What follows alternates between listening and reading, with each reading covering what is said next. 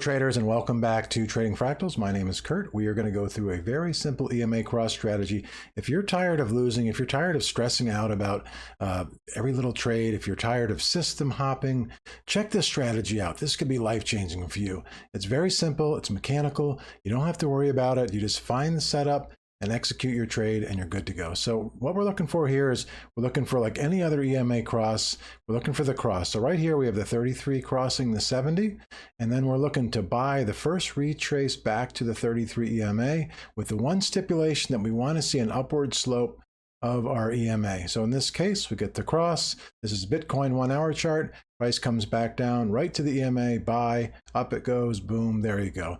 Now, on the other side, we have a cross coming down right here, and this is the best case scenario. The reason why is we get a huge sell-off, but we get a really quick retrace. That's the best possible scenario because it takes all that momentum to come all the way back up here to the 33 EMA for the sell, sells off, and that's it. It's just that simple. So if you go through your charts, just put on a 33.70 EMA and just go back, use it on the hour.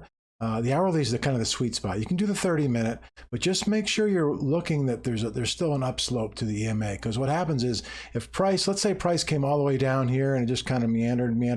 By the time it gets back to the EMA, it's going to be very flat. We don't take those trades. So if you have any questions, put them in the comments.